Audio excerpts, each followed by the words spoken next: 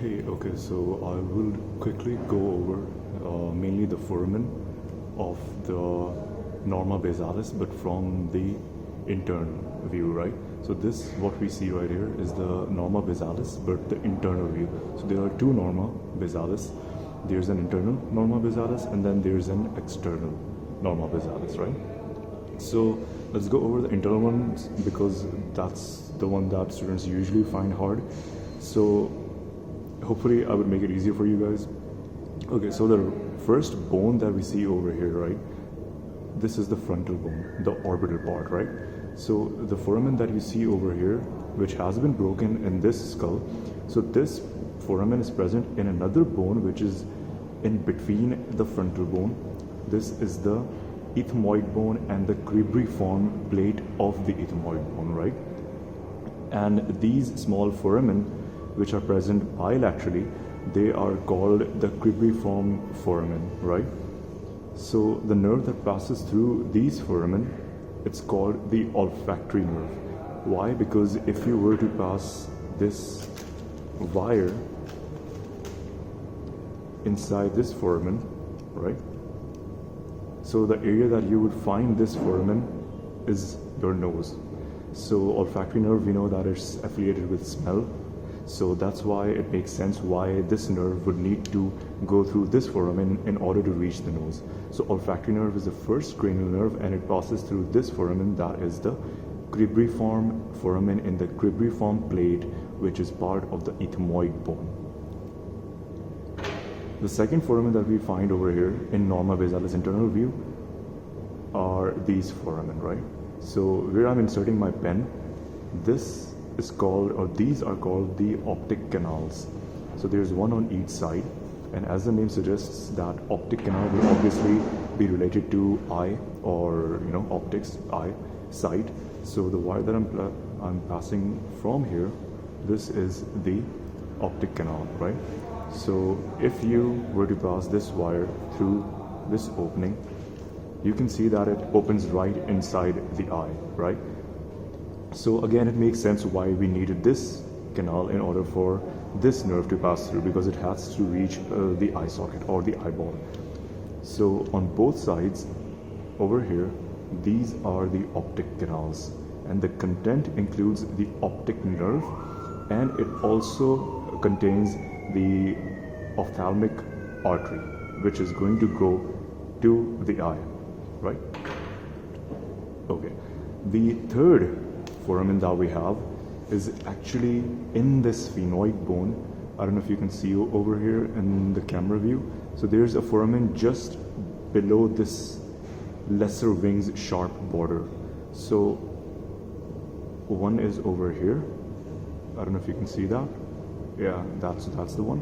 And then there's another one on this side, right? So it's this foramen, this one right here. So that is called the superior orbital fissure.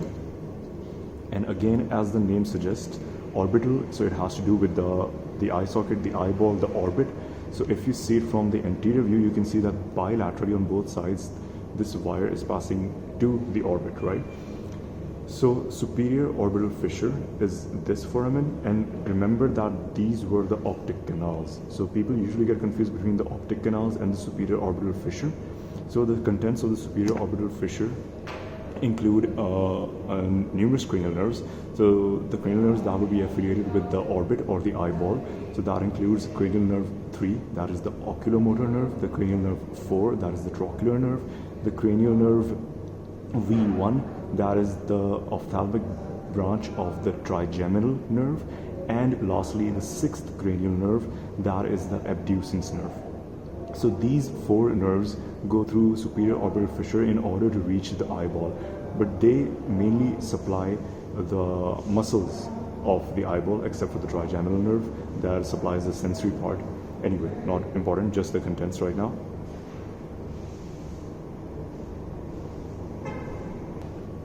Right, so this was the superior orbital fissure, and we studied how there are four nerves passing through this, 3, 4, V1, and the sixth cranial nerve.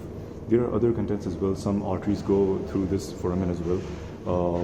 The one that you have to remember is the superior ophthalmic vein. So that's usually one of the veins that goes to the cavernous sinus, and through this vein an infection from the face or the nose can spread to the cavernous sinus and cause a disease called cavernous sinus thrombosis, which is very lethal and fatal. Okay, so we have studied 3 foramens right now. The 4th foramen is present within the sphenoid bone again, right, within the sphenoid bone. So right now you can see the foramen pretty well. So right over here, that's the superior orbital fissure. Now this foramen that you see over here, this is the foramen rotundum.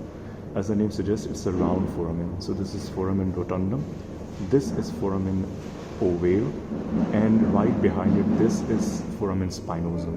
So these 3 are arranged in sort of an arc form. So that's rotundum, this is ovale, and then this is spinosum. And the last foramen in the sphenoid bone, which is usually not a part of sphenoid bone, but it's wedged between them, is this foramen over here, this foramen. So this is foramen lacerum, right? So this is foramen lacerum over here. Foramen lacerum, foramen ovale, foramen spinosum, foramen rotundum, and superior orbital fissure right over here. And the optic canals over here, right? So let me pass the wire through this. So again, this is the foramen rotundum, right? So this is foramen rotundum, where only a part of the wire would pass through. Why? Because this foramen does not open onto the Norma Basalis from the external view. That is one of the main differences, right? So remember that, because that's usually asked in your exams, that foramen rotundum, you cannot see that from Norma Basalis external view, because the contents of this foramen open into a space called pterygopalatine fossa, and that is this tiny space. I don't know if you can see it over here. Yeah, if you can see the wire, that's the wire. So that wire is opening into the pterygopalatine fossa. So we don't have that fossa below the skull, right? So there's no need for the opening over here. Anyway, so foramen rotundum would only have one content, and that would be V2. So that is the maxillary division or branch of the trigeminal nerve. So foramen rotundum, we've done that. Now we come on to foramen ovale on this side, and foramen ovale on the other side. This is the foramen ovale right here. So foramen ovale. The contents are easy to remember. You can remember the mnemonic as male, M-A-L-E. M is for the mandibular nerve, that is the 3rd division or the 3rd branch of the trigeminal nerve. Then we have A is for accessory meningeal artery. And then we have L, that is for lesser petrosal nerve, another important nerve which is a branch of glossopharyngeal nerve. And then we have E is for emissary vein. So these 4 contents are the contents of the foramen ovale that you guys have to remember. Lesser petrosal, important branch of glossopharyngeal, is going to the parotid gland, taking the secretomotor fibers for the parotid gland to secrete the saliva.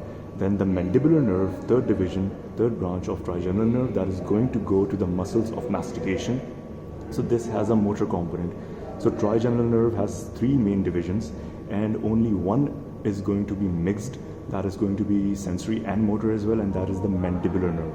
The first 2, V1 ophthalmic, V2 maxillary, both of these are only and purely sensory. Okay, now we come on to this tiny little friend over here, that is foramen spinosum, this foramen. So as you can see, this is not going into ovale, but instead it's going into the foramen behind it. So that is foramen spinosum, and that houses one main artery, and that is the middle meningeal artery. So obviously it's not going to pass out of this, it's an artery, so it's coming into the skull just like this wire. After middle meningeal artery comes, it sticks right next to this area. It's very closely approximated to this area, which translates to a point on norma lateralis called the pterion. So pterion is a point on the skull where the bone is the thinnest and the weakest. So a blow to the side of the head like this would rupture this artery and cause a hematoma. That's why this middle meningeal artery is very important, and that's the content of foramen spinosum over here. Okay.